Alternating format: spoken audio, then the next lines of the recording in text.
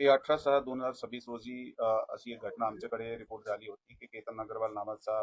जो एक तरुण 25 वर्षाचा आहे, तो लोहगड किल्ल्यात त्याची फॅन्सी सिया गोयल बरोबर फिरण्यासाठी गेला होता आणि एक अपघात घडल्याने तो त्या ठिकाणून खाली पडला आणि खाली पडून त्याचा मृत्यू झाला. असा माहिती प्राप्त झाल्यानंतर पोलीस दल आणि तिथले सिव्हिल सोसायटीचे कॉर्पोरेशनने त्याची जी बॉडी होती त्याला बाहेर काढला आणि त्याच्यात एक ईडीचा जे केस आहे ते दाखल करण्यात आलं होता 36/2026 बीएनएस कलम 194 प्रमाणे लोणावळा ग्रामीण पोलीस स्टेशनमध्ये.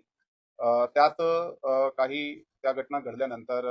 जे काही इन्फॉर्मेशन पुढे तपासामध्ये आमच्या समोर आली आणि ते मयताचे जे नातेवाईकाकडून जे आम्हाला काही गोष्टी समजल्या, तर एक सस्पिशन निर्माण झाला. त्या सस्पिशन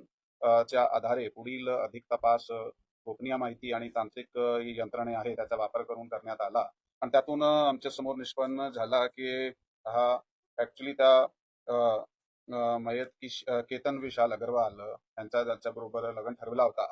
आणि काही दिवसाने लग्न होणार होता. सिया गोयल त्याच्या बरोबर त्याचा नाता काही दिवसापासून वाईट झाला होता आणि त्याच्यात आपसात काही भांडणासारखे प्रकार सुद्धा झाले होते आणि याच्यात एक तिसरा इसम जे आहे तो चेतन चौधरी नावाचा आता होता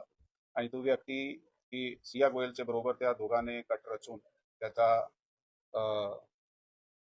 त्याला मारण्याचा त्यांनी कट रचला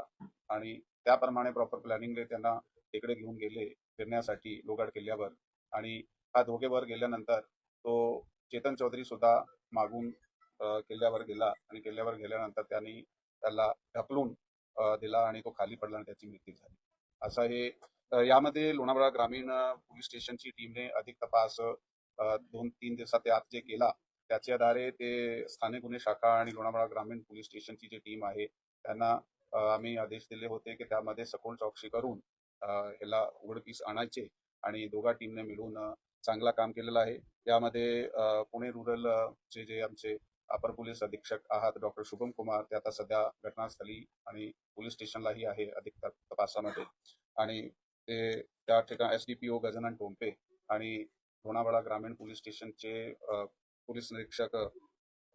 तायडे साहेब आणि त्याच्याबरोबर स्थानिक गुन्हे शाखाची आमची जी टीम आहे त्याचे PI LCB Pramod Kshirsagar, PSI Sawant आणि त्याची टीम त्यांनी खूप चांगल्या पद्धतीने या गुन्ह्याचा तपास केला आणि हे गुन्हा उघडकीस समोर आणला. या गुन्ह्यामध्ये ह्या दोघाला ताब्यात घेण्यात आलेला आहे आणि ताब्यात घेतल्यानंतर अधिक विचारपूस करत असताना त्यांनी गुन्ह्याची कबुली सुद्धा दिलेली आहे.